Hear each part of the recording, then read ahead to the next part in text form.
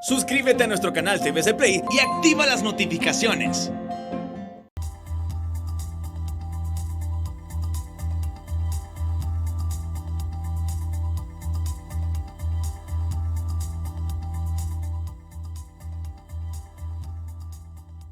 Muy buenas, bienvenidos al banquillo, gracias por estar con nosotros. Les saludamos desde los estudios de TSI hoy con un enlace directamente desde San Pedro Sula. Les saludamos, está con nosotros el presidente de la Conferencia Episcopal de nuestro país, Monseñor Ángel Garachana Pérez, para revisar los acontecimientos del país. Monseñor, gracias por acompañarnos, feliz noche. ¿Cuál es la visión que tiene de lo que está ocurriendo ahora mismo en Honduras en un mes de marzo que hoy iniciamos con mucha actividad y que nos deparará el próximo 14 con un momento histórico en la democracia, proceso electoral interno y primario de los partidos políticos? Quiero arrancar con esto el diálogo. ¿Cuál es la visión que tiene la Iglesia Católica de esta justa democrática de país en medio de la crisis que se vive por el COVID-19 y el tema de la reconstrucción nacional? Buenas noches, Monseñor. Buenas noches, Chendo. Más que hablar como en nombre de la conferencia, son más mis opiniones, mi manera de pensar, de sentir.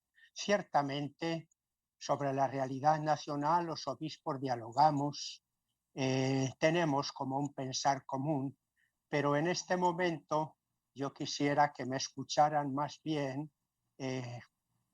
mi manera de pensar y sentir personal, como obispo Ángel Garachana, obispo de San Pedro Sula, sí presidente de la conferencia, pero no hablando tanto en nombre de mis hermanos obispos, sino en nombre personal.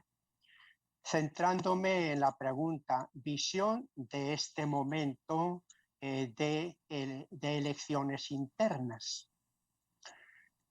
Mi visión está marcada un poco por la preocupación, por cierta decepción, pero también una visión impregnada de esperanza y de sueños y de deseos.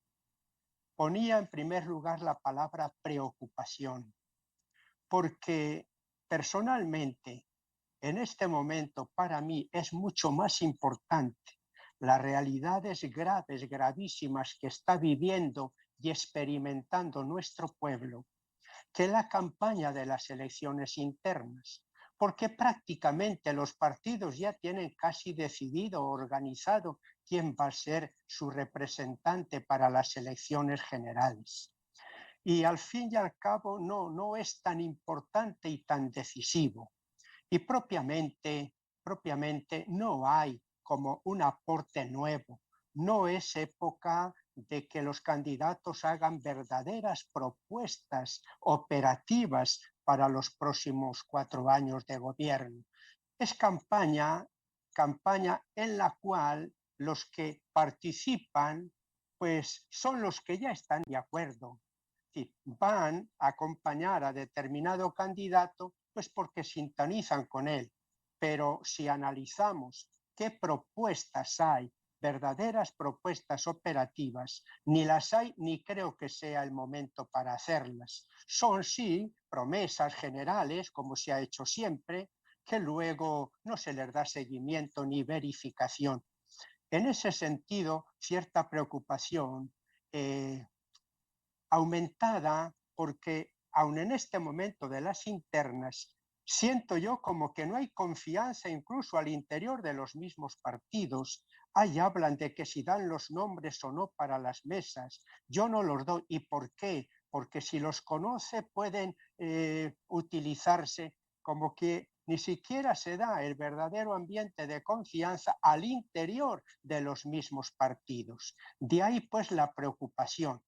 Preocupación también porque, a mi parecer, y creo que muchos piensan como yo, las elecciones internas, gastando los millones que se están gastando, cuando se necesitan para otras prioridades como salud y educación, bien se pudieran haber ahorrado.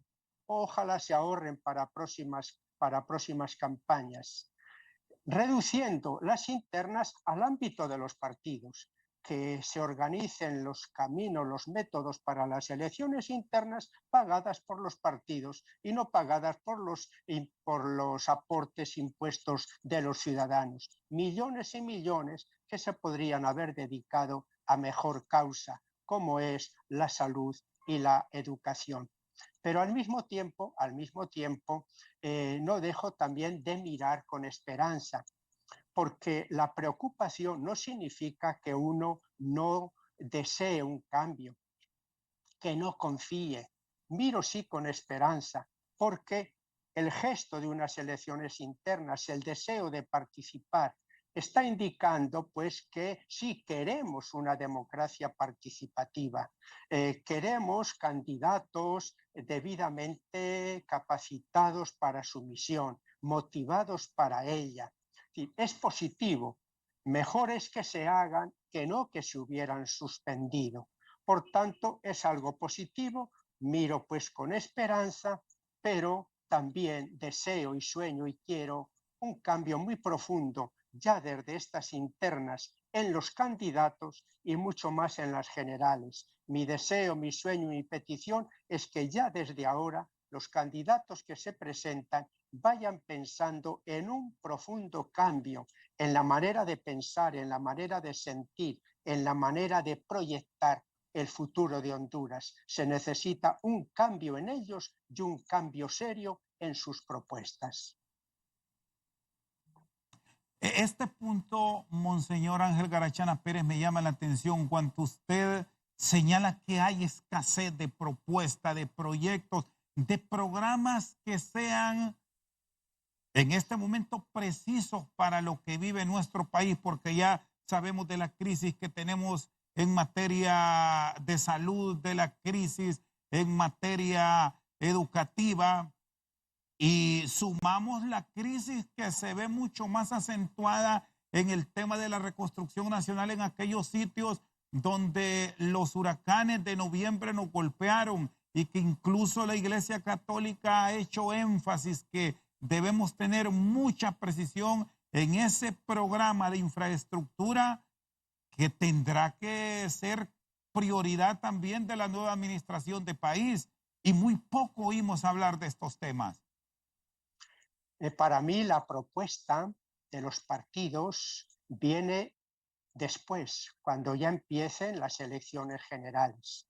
Ahí es muy importante que los candidatos conozcan muy bien la realidad del país, que sintonicen con un proyecto de reconstrucción nacional, que hagan sus aportes pensando no tanto como en el interés del partido, pensando no tanto en las ganancias que el partido y sus miembros dirigentes van a tener estando en puestos de gobierno, sino pensando muy bien qué necesita el país para los próximos 4, 8, 12 años, dada la situación en la que está tan grave. ¿Qué necesita el país? ¿Qué propuesta conjuntada? Una propuesta que hace un determinado candidato a la presidencia, a la alcaldía, al Congreso. Propuestas pensando con esa visión conjunta de país, no solo con una visión reducida de partido. De ahí que las propuestas de los candidatos ojalá se realicen con un gran diálogo nacional.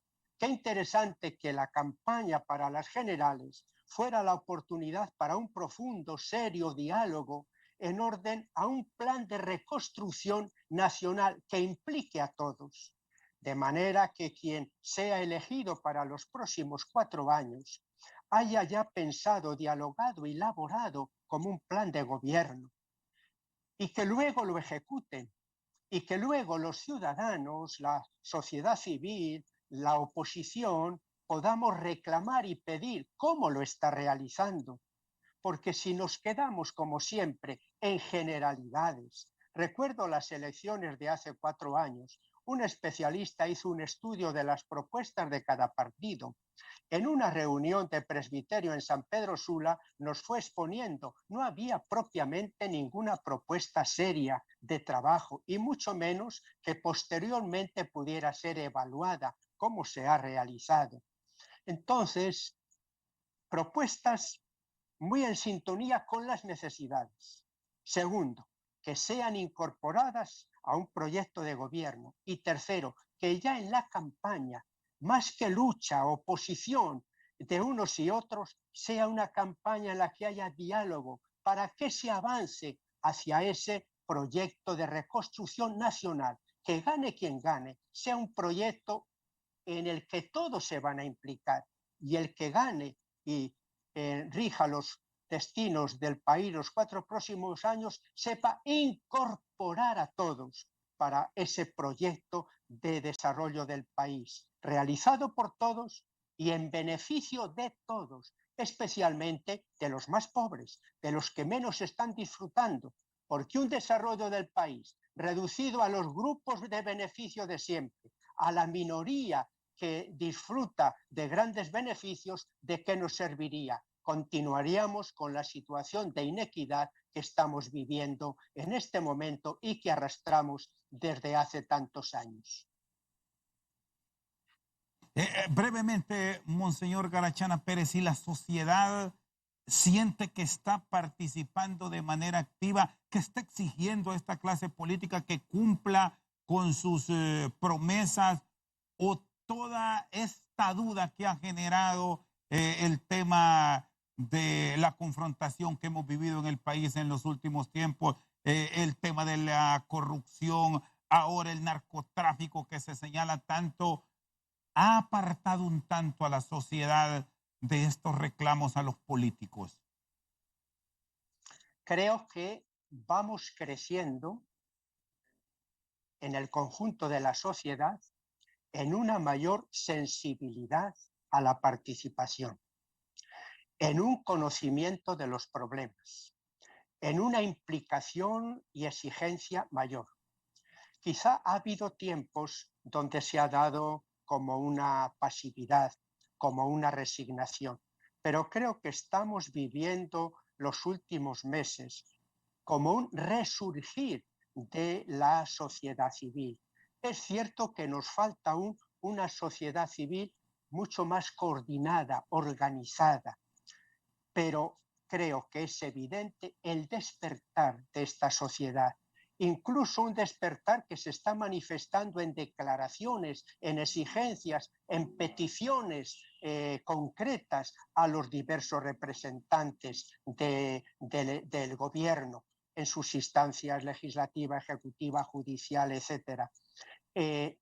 Yo percibo un crecimiento en la conciencia ciudadana, en la participación, en manifestar lo que se sienta, en la crítica también hacia nuestras autoridades, la crítica constructiva, porque se critica en aquello que es defectuoso, que está habiendo muchas voces, muchas, y ya organizadas. Ojalá sepamos dar cuerpo a todas estas voces, todos estos grupos, y realmente sea una fuerza que obligue a nuestros políticos a una mayor seriedad, que obligue a nuestros políticos a estar más conectados con la sociedad, con el pueblo sufriente, que obligue a los políticos a no estar como por encima sin hacernos caso y como riéndose de nosotros, que les obligue a proponer y a informar, porque tenemos derecho a esa información. Ojalá vaya creciendo esta corriente, organizándose, adquiriendo fuerza,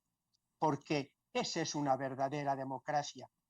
Algunos dicen, hemos elegido a nuestros congresistas, ellos nos representan. El Congreso no absorbe toda la vida de un pueblo, no absorbe toda la vida de la sociedad.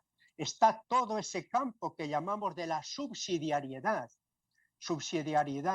El ámbito educativo, el ámbito empresarial, el ámbito laboral, etcétera, etcétera, sociedades organizadas, defensa de los consumidores, todo ese mundo de la sociedad organizada. Por ejemplo, ¿cómo está organizado la defensa del consumidor? ¿Qué instituciones fuertes, poderosas tenemos?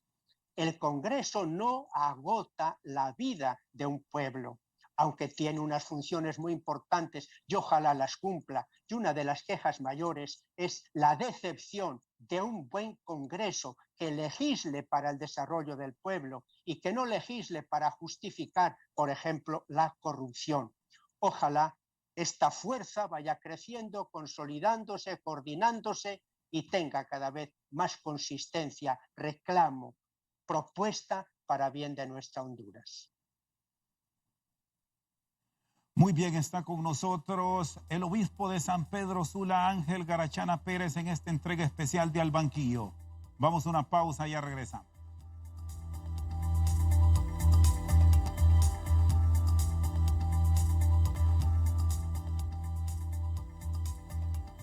Seguimos al banquillo esta noche con nosotros, Monseñor Ángel Garachana Pérez, obispo de San Pedro Sula.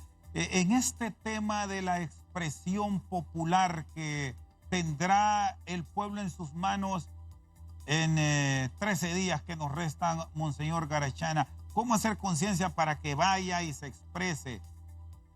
Que de pronto no quede reclamando después lo que no fue expresar en las urnas.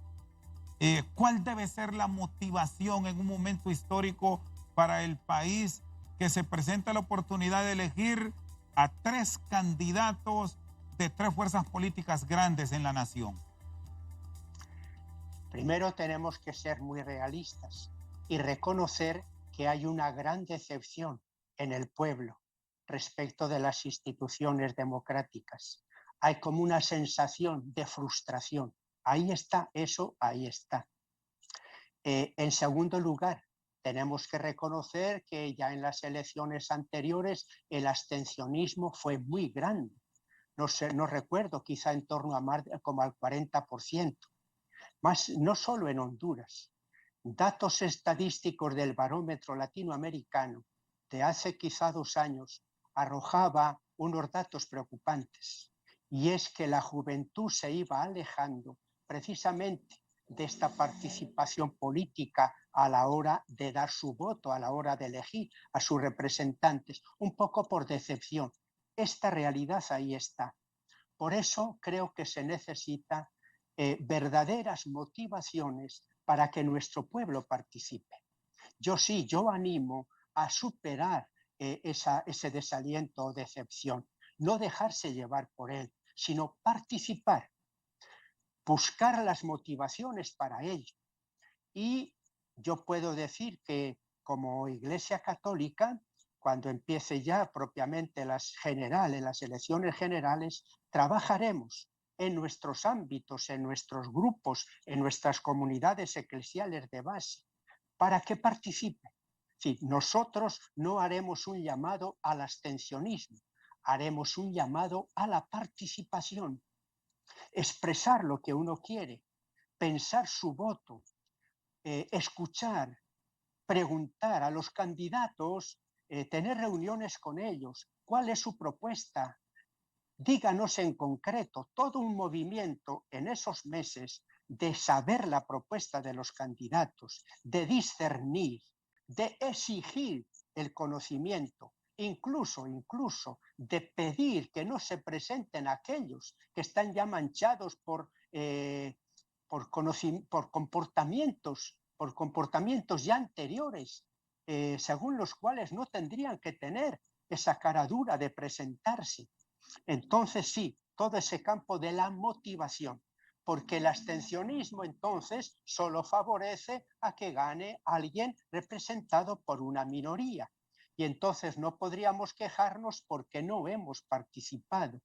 Invitar a participar, motivar fuertemente, pero a la vez yo también creo que hay que hacer un llamado a los candidatos a dar razones al pueblo para que vote, dar garantías de credibilidad, dar garantías de que no va a haber fraude, de que van a ser unas elecciones limpias, transparentes, porque si decimos voten, elijan, pero luego el pueblo sigue dudando de sus candidatos, no los ve idóneos, ve que se han presentado personas que no deberían presentarse por sus comportamientos anteriores y públicos. Si nuestros candidatos, en vez de animar al pueblo con sus obras, no con sus palabras, lo desaniman más, ¿de quién es la responsabilidad? ¿De los que no han votado o de los candidatos que no han dado credibilidad, no han dado razones a nuestro pueblo para votarlos? Así que el llamado, a mi parecer, es doble. Sí, a los votantes que voten, que conozcan a los candidatos, que incluso haya reuniones para conocer sus propuestas, que hagan un discernimiento, que se reúnan los grupos que hablen entre ellos. Yo pienso en nuestros grupos de iglesia, se reúnen. ¿A quién votamos? Este candidato de nuestra municipalidad, a este le conocemos, a este congresista que se quiere, lo conocemos, hablemos de él. Todo ese diálogo es bueno para una votación, para una elección que se expresa en el voto, pensada, dialogada, discernida, bien hecha. Pero al mismo tiempo está el otro llamado, candidatos, den razones al pueblo para confiar en ustedes, den motivos al pueblo para que vote, porque si no dan razones poderosas, si el pueblo sigue desconfiando, pues entonces ustedes son responsables de que ese pueblo no se haya animado a votar porque ustedes no merecen ese voto. ¿Qué tanto va a pesar en el proceso electoral que se nos avecina hechos como el combate a la corrupción, los cuestionamientos que actualmente se discuten a nivel de la sociedad, el tema de la narcoactividad que se ha entronizado a nivel de país y el señalamiento que viene y la búsqueda de castigo desde Estados Unidos en nuestro país, Monseñor Garachana? Evidentemente, cualquiera que se presente con sospechas o con fundamentos serios de corrupción, de participación en narcoactividad, si se presenta, no tiene credibilidad. ¿Por qué se presenta? Y en Honduras hay ya no solo indicios, hay fundamentos para creer que muchas personas han estado implicadas. Se hizo todo un esfuerzo, toda una lucha por erradicar la corrupción. Ahí recordemos la Masi que hizo denuncias, pero hay tantas cosas han quedado ahí engavetadas. Entonces, candidatos que estén tocados, manchados de estos aspectos, ojalá no se presentaran. Pero si se presentan, el pueblo los va a votar. Y si los vota, van a seguir con los mismos comportamientos. Así que yo creo que aquellos candidatos que den garantías de que no son corruptos, de que han luchado y van a seguir luchando, de que no están implicados en el narconegocio y de que no lo van a estar, que ese va a ser un campo de lucha. Aquellos que ofrezcan esa garantía tienen más credibilidad y creo que serán más votados. En cambio, quien levanta sospechas de quien ya se dice, no, si es evidente, porque en Honduras se conocen las cosas, creo que a esos candidatos no habría que votarlos. Pero no basta para una buena campaña decir lo que no hay que hacer. Eso es algo tan grave, que si alguien está como manchado por ello, no debería ser elegido. Y el que se presente y sea votado, que se tenga garantía de que es una persona honesta, de que es una persona con una ética a toda prueba, de que es una persona honorable de verdad, que merece honor por su comportamiento y no va a caer en esos gravísimos defectos y pecados sociales. Pero eso no basta. Tiene que haber una propuesta positiva sobre todo para el desarrollo integral del país.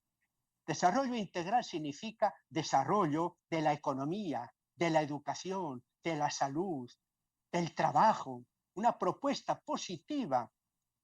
Y al mismo tiempo, con esa propuesta positiva, también integral para todos. Una propuesta que se formula teniendo en cuenta prioritariamente casi a 3/4 de la población que está excluida del desarrollo, porque los datos son para echarse a temblar. O sea, nos hemos acostumbrado a la situación de Honduras, pero realmente cuando uno la piensa es para llorar, años y años, con una situación de pobreza extrema, es para llorar y no pasa nada y así seguimos. Entonces, ¿cómo superar un proyecto, unas propuestas que realmente encaminen a Honduras para el desarrollo integral y el desarrollo de todos, con preferencia de aquellos que menos participan ahorita del desarrollo? ¿Quiénes son? El 40 y tantos % de indigentes y el 65 o 70 de pobres, que quizá con el COVID y sus efectos en la economía y con los 2 huracanes puede hasta crecer el número de aquellos calificados como pobres. Porque lo que yo escucho es que muchas personas, digamos, de la clase media baja, están descendiendo también al nivel de pobreza. Y si hablábamos de un 65, ¿qué? Vamos a hablar de un 70, de un 75. 3/4 van a estar en situación de pobreza. Eso es para llorar, eso es para que ninguno de nuestros candidatos, ningún político a la hora de tomar decisiones pueda dormir tranquilo. Y es para que yo mismo, que lo digo, tampoco esté tranquilo, para que yo mismo como iglesia me pregunte, ¿qué estamos haciendo? Una iglesia que opta por los pobres, una iglesia samaritana. Así que todo esto yo se lo cuestiono a los políticos, pero también me lo estoy cuestionando a mí y estoy también hablando de ello con mis sacerdotes, con los fieles. Esa sería una buena propuesta. El aspecto de lo negativo, grave, en lo que no se va a caer, y la propuesta positiva de desarrollo integral en todos los aspectos de la vida y para todos los ciudadanos, especialmente para los que hoy menos participan del desarrollo, que son casi las 3/4 del país. Muy bien, está con nosotros esta noche al banquillo el obispo de San Pedro Sula, Monseñor Ángel Garachana Pérez. Vamos a una pausa, ya regresa.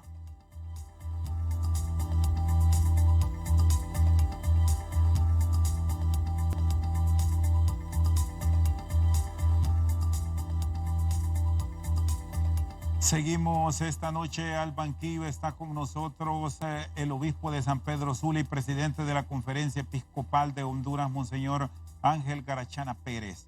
Bueno, la pandemia también ha golpeado a la Iglesia Católica. Recién se ha recuperado, gracias a Dios, de su convalecencia su eminencia, el cardenal Rodríguez Maradiaga.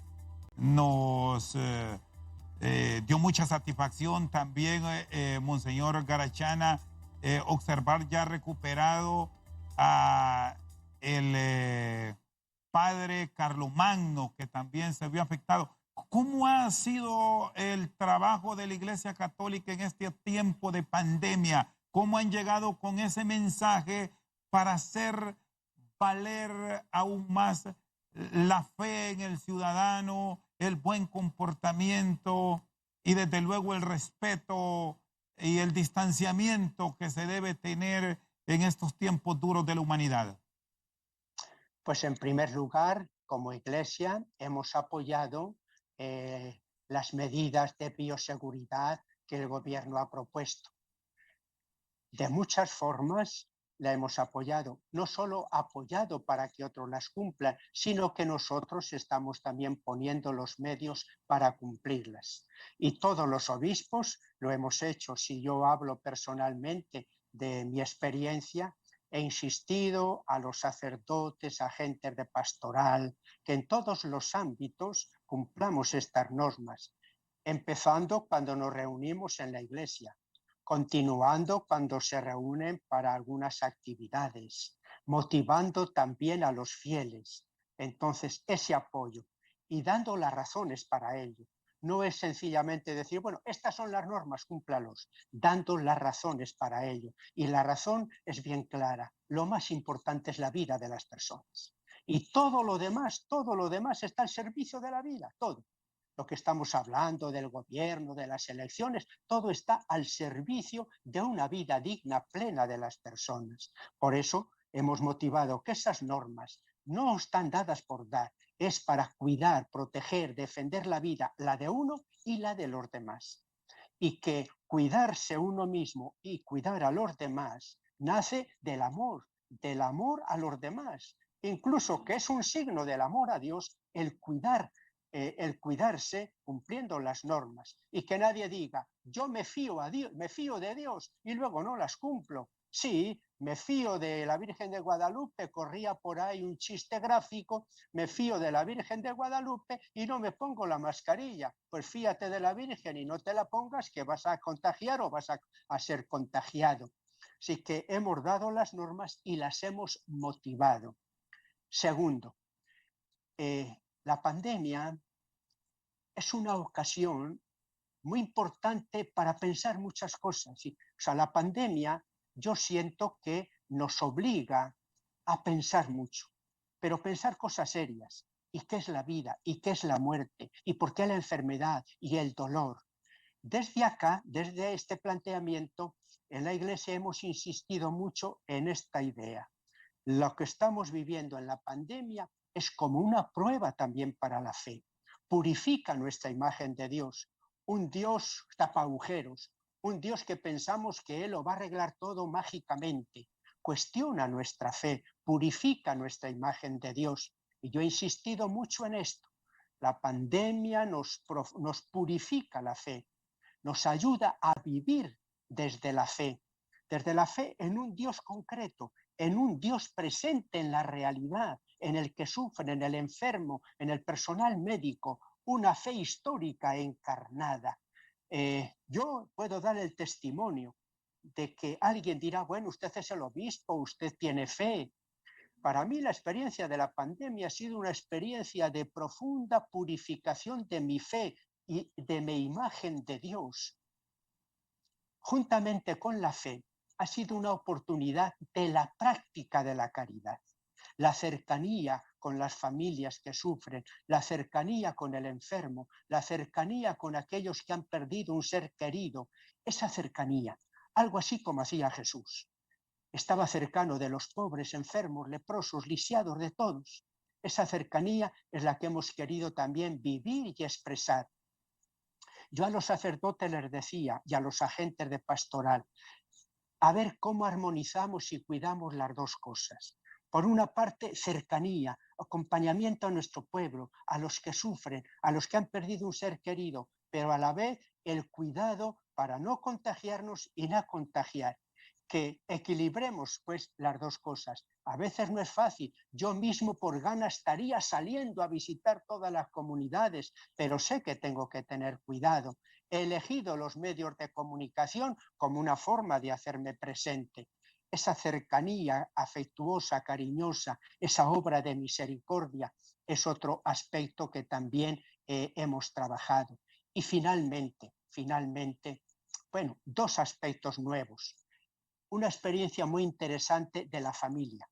La pandemia nos ha dado oportunidad de que la familia vaya intensificando hacia adentro la vida familiar, la vida de amor familiar, de comunión, de fe. Es hermoso ver cómo se ha consolidado la familia como iglesia doméstica, todo lo positivo, pero también somos conscientes de que al interior de las familias con la pandemia prolongada han surgido tensiones, ha surgido violencia y estamos atentos y ayudando a esta realidad de la familia con la pandemia donde están surgiendo violencia, tensiones.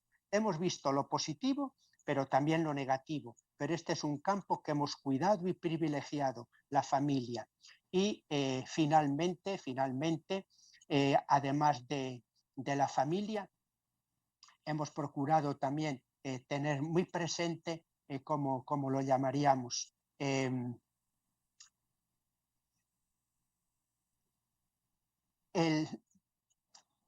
la situación social que hemos vivido. Sí, tomar conciencia de que la pandemia podía haber sido una oportunidad social de mucha mayor solidaridad y, sin embargo, nos hemos hecho conscientes de que con motivo de la pandemia, sí, muchas obras de solidaridad, pero también, tristemente, ha sido ocasión de que muchas personas hayan continuado con comportamientos de aprovechamiento, de corrupción, y esto es doloroso. Entonces, por una parte, admirar y Sí, apoyar tantos gestos, y por otra, pues los gestos de corrupción y de aprovechamiento de las circunstancias.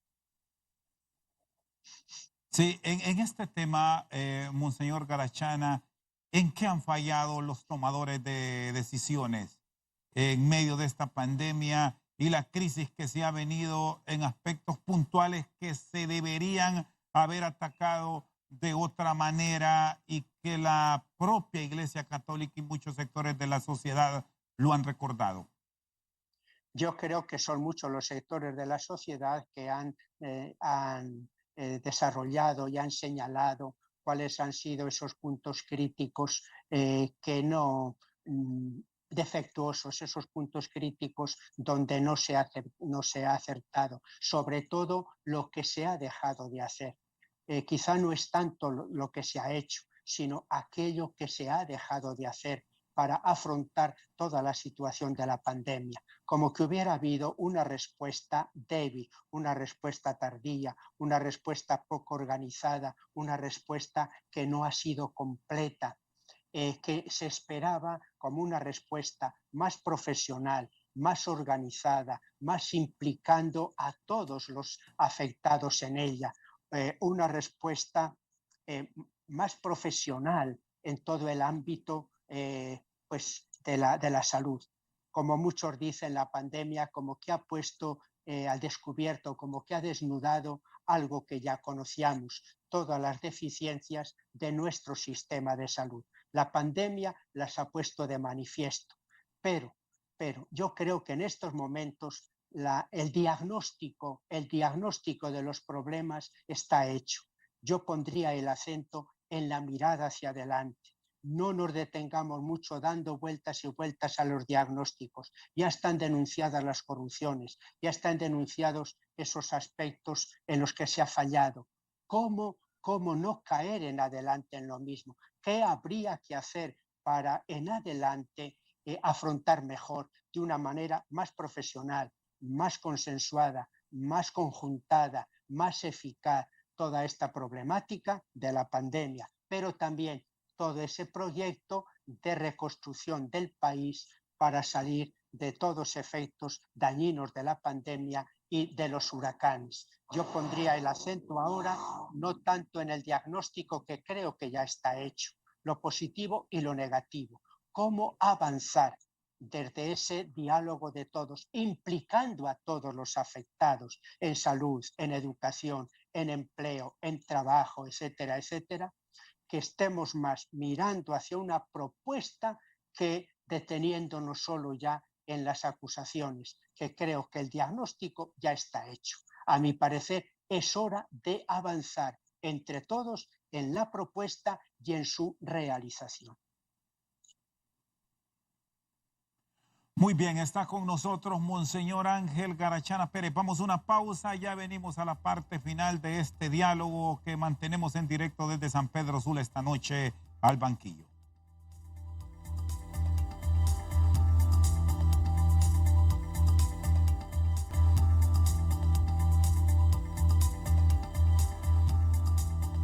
Seguimos al banquillo, está con nosotros el presidente de la Conferencia Episcopal de Honduras, Monseñor Ángel Garachana Pérez. Estamos a tiempo de salvar el país, de rescatarlo, de tener un rumbo adecuado de cara a los próximos años en medio de toda esta crisis. Monseñor, ¿cuál debe ser el papel de los que toman decisiones en Honduras a futuro? Empiezo por la primera parte de la pregunta, Chendo. Al Papa Francisco le gusta emplear el verbo soñar. Sueño con una iglesia misionera, sueño con una fraternidad universal. Y el documento sobre la Amazonía lo titula así: el sueño ecológico, el sueño social, el sueño cultural, el sueño eclesial. Yo tomaría también este símbolo, esta imagen del sueño. Hace poquito ha salido un libro en Ediciones San Pablo del Papa Francisco que se titula Soñemos juntos el camino a un futuro mejor. Soñemos juntos el camino a un futuro mejor. ¿Qué te parece, Chendo, si lo acomodamos a Honduras? Soñemos juntos el futuro mejor para Honduras. Soñemos juntos el camino para un futuro mejor para Honduras. Yo quiero soñar ese futuro. Yo no quiero dejarme llevar por la decepción, el desaliento, decir, esto no tiene remedio. Son años y años y seguimos en las mismas. Yo no quiero caer en ese pesimismo. Sigo soñando, sigo deseando, sigo queriendo, sigo orando por esta Honduras. Y es posible, una Honduras renovada, transformada, es posible. Recuerdo que hace años, cuando existía el Centro Penal de San Pedro Sula, yo trabajaba mucho en la pastoral penitenciaria. Bueno, aún ahora soy el obispo encargado en nombre de la Conferencia de la Pastoral Penitenciaria de Honduras, de la presencia de la Iglesia en los centros penales. En una ocasión, en un encuentro con los privados de libertad en San Pedro Sula, habían puesto una gran manta y con esta frase, se puede. Los privados de libertad dentro del centro de San Pedro Sula, esta frase, se puede. Si ellos en la cárcel decían se puede, yo no puedo decir no se puede. Se puede. Querámoslo, soñémoslo, querámoslo de verdad, de corazón. Y querámoslo muchos, muchos. Porque si muchos lo queremos, poco a poco se va a hacer realidad. Pero que esos sueños, ese quererlo muchos, vaya aterrizando en propuesta concreta. Yo sí creo que es posible. No quiero dejarme llevar del desánimo. Es posible cambiar a Honduras. Es posible una transformación. Ojalá lo queramos todos desde abajo, desde la familia, desde el ama de casa, desde el obrero, desde el campesino, desde el educador, en la escuela, los maestros, desde los sindicatos, desde la universidad, desde las municipalidades, desde el Congreso, desde el que gobierne el país. Si realmente lo queremos todos y ponemos todos manos a la obra, solidariamente, constructivamente, en diálogo, superemos las diferencias. Es más lo que nos une que lo que nos divide. Es que los partidos van a estar enemistados, divididos. Es más lo que debe unirlos. Buscar esa Honduras, soñar esa Honduras. Soñémosla, querámosla, deseémosla, busquémosla, dialoguemos para ello y construyámosla. Monseñor Garachana, bueno, estamos cerrando ya, le agradezco su tiempo, gracias por habernos acompañado y en medio de este precioso sueño que esperamos para una Honduras llena de bienestar y con esperanza desde la óptica de la Iglesia Católica, en el caso particular suyo, deme 3 grandes retos sobre los cuales se debe comenzar a cimentar esa nueva patria. 3 grandes retos. Primero, cuidar todos nuestra casa común, que es Honduras. Cuidar nuestra casa. Aquí está todo el problema ecológico, todo el problema del medio ambiente, todo el problema de los efectos desastrosos de los huracanes, todo el problema de la destrucción de nuestra casa, todo el problema de las concesiones mineras hidroeléctricas, todo el problema de tensiones con las comunidades, uno de los puntos más conflictivos. Cuidemos nuestra casa y contemos con las comunidades, que no solo sea para el beneficio de un grupito y el pueblo siga en la miseria. Segundo problema, un desarrollo económico integral que poco a poco ofrezca a todo ciudadano hondureño las condiciones de vida dignas, trabajo, educación, salud, vivienda. Y cuarto, una renovación y consolidación de nuestro sistema democrático, de nuestra democracia. Es como rehacer, reconstruir nuestra democracia, una democracia participativa, una democracia participativa por la elección, una democracia participativa en los bienes del desarrollo, una democracia transparente, una democracia que respeta los diversos poderes, todo un crecimiento, consolidación de una verdadera democracia participativa y desarrollada en nuestro país. 3 grandes retos que están ahí delante de nosotros para afrontarnos y poco a poco solucionarlos. Muy bien, le agradezco mucho, monseñor, un fuerte abrazo. Gracias por habernos acompañado esta noche. Siempre lo mejor para usted y sus fieles ahí en el obispado en San Pedro Sula. Gracias, Chendo, a ti por esta oportunidad. También, pues, que el Señor te dé inspiración, sabiduría para el trabajo que realizas. Y gracias también a todo el equipo que te acompaña. Muchas gracias. Con nosotros esta noche el obispo de la diócesis de San Pedro Sula y presidente de la Conferencia Episcopal del país, monseñor Ángel Garachana Pérez. Por su sintonía, buenas noches.